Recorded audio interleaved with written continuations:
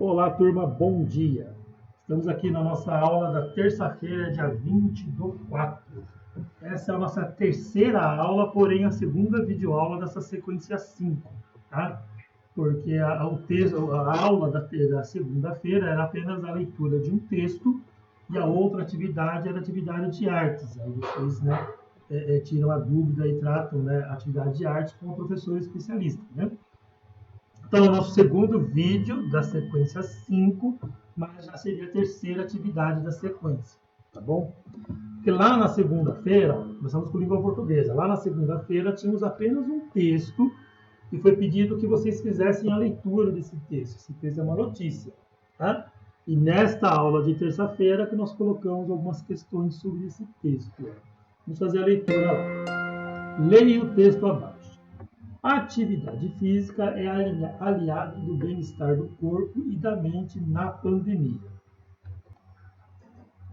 Esse texto aqui é de um jornal lá do estado de Minas, aliás, o jornal se chama O Estado de Minas, que é de Minas Gerais. Nós pegamos esse texto no dia 1º de abril, então é um texto recente. Hoje, o dia que você está fazendo essa atividade seria o dia 20, é claro que você pode estar um pouco atrasado, mas a atividade está programada para o dia 20 e a gente está se baseando num texto aí do dia 1, do mesmo mês aí, ok? Há um ano, a pandemia de coronavírus se instalava no mundo. A crise sanitária transformou a rotina de todos. O isolamento social ainda se apresenta como a principal forma de combate à disseminação do vírus, considerando que a vacinação em massa ainda caminha em ritmo lento, especialmente no Brasil. Com a readequação das atividades diárias, a prática de exercícios físicos também sofreu alterações, O acesso às academias, principalmente em períodos de lockdown, como o que Belo Horizonte vive no momento, ficou ainda mais restrito. Entretanto, os exercícios são essenciais para a manutenção da saúde física e mental. A Organização Mundial de Saúde, a OMS, constantemente reitera que todos devem, ao menos 30 minutos por dia, exercitar-se. Em seu site, a OMS disponibiliza um guia de exercícios que podem ser realizados em casa durante a pandemia. Cada movimento conta, especialmente agora que estamos administrando as restrições causadas pela Covid-19. Devemos nos movimentar todos os dias de forma segura e criativa, afirma o diretor-geral da OMS, Tedros Adhanom Ghebreyesus, nome diferente aqui, Ghebreyesus, no endereço eletrônico da entidade. Esse rapaz aqui não é brasileiro, tá, criança? Por isso que ele tem um nome diferente aí. A iniciativa de disponibilização do documento parte da preocupação da OMS com a possível pandemia de problemas de saúde causados pelo sedentarismo. Então, a pessoa que tem problema de sedentarismo, não pratica esporte, ela está suscetível a ter problemas mais sérios em relação ao Covid do que as pessoas que têm o hábito de praticar atividades físicas. Digamos que isso não é uma regra muito clara, porque é uma doença muito nova ainda, Então, algumas coisas ainda não estão certas. Mas, de um modo geral, a pessoa que tem o hábito de praticar atividades físicas, ela costuma suportar melhor doenças, de um modo geral, do que as pessoas que são sedentárias. Isso não está relacionado só ao Covid, não. Qualquer outra doença aí, ela pode fazer mais mal ainda à pessoa que não pratica atividades físicas do que aquela que tem este hábito. De acordo com a organização, se exercitar ajuda a prevenir várias doenças, como a diabetes tipo 2 e o câncer, além de reduzir sintomas de depressão e ansiedade. O guia, que busca encorajar os países a adotar medidas que fomentem a prática de exercícios, defende ainda que diferentes perfis de pessoas devem se manter ativos, independente da idade e de condições de saúde. De acordo com Eduardo Neto, diretor técnico da Bodytech, o posicionamento da OMS está alinhado ao que já se percebe na prática e em estudos. Evidências recentes sugerem que estar em forma melhora o sistema imunológico e que mesmo um único treino pode ampliar nossa capacidade de combater vírus e bactérias. Ou seja, não é só o Covid, é doenças em geral. Né?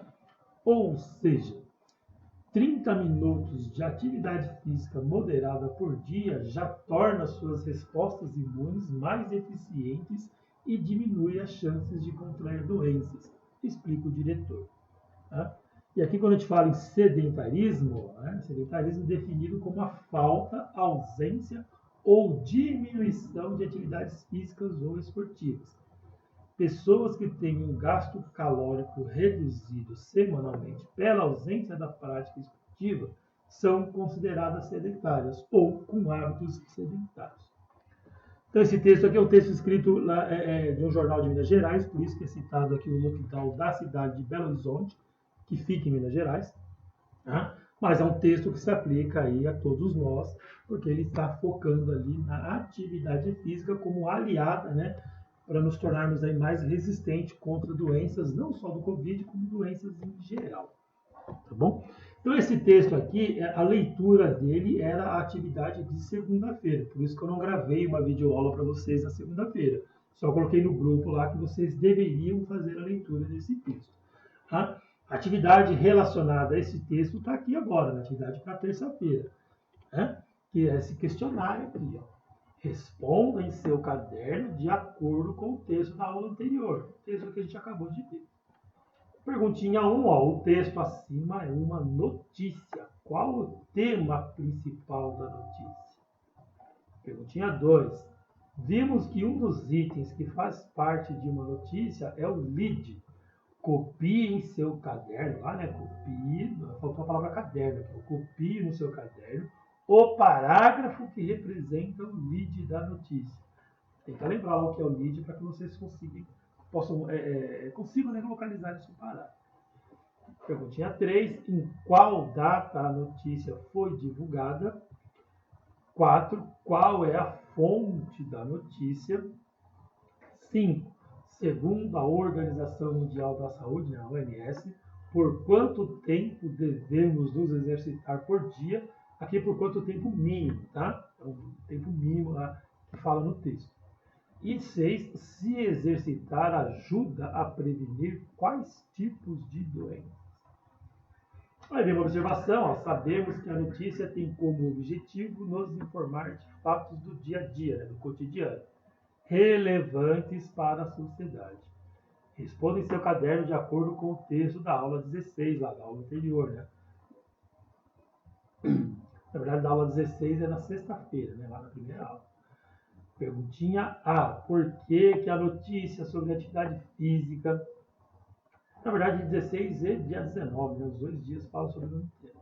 Por que a notícia sobre atividade física da atividade anterior pode ser considerada relevante ou importante para a sociedade? Né?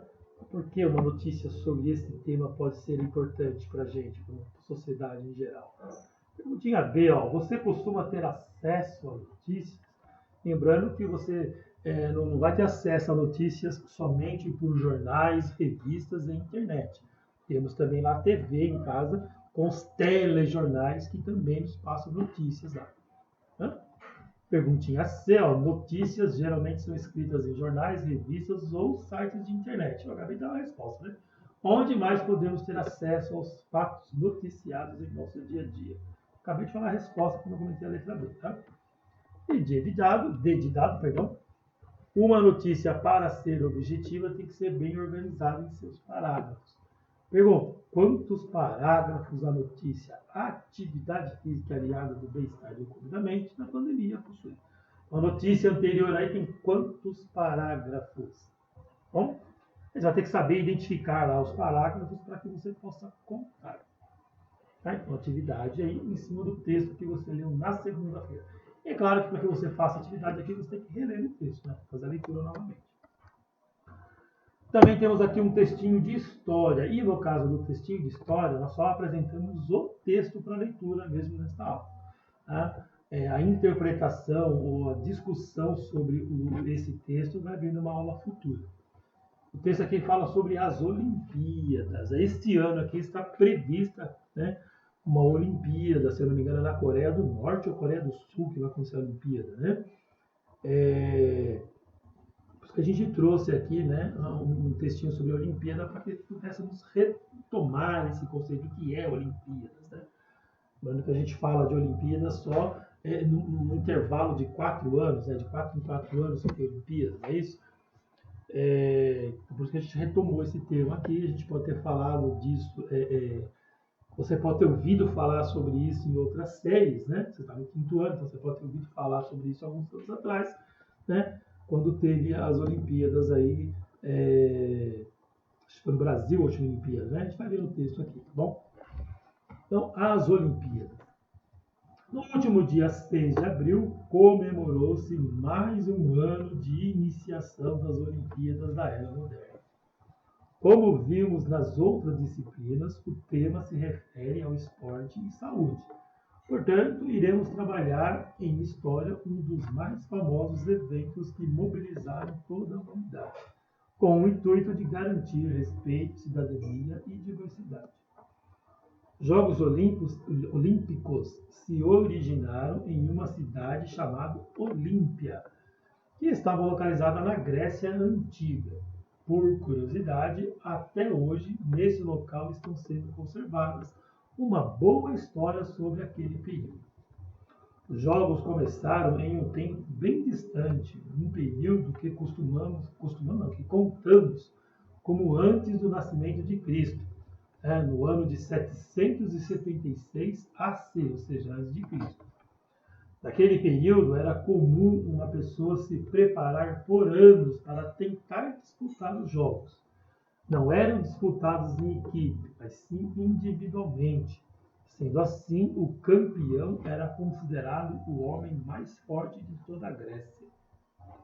Durante muito tempo, esse evento foi considerado o mais importante daquele período. Passados-se, nossa, aqui faltou um tracinho aqui, né? Passados-se anos, aconteceu o que todos temiam. Aconteceu o esquecimento.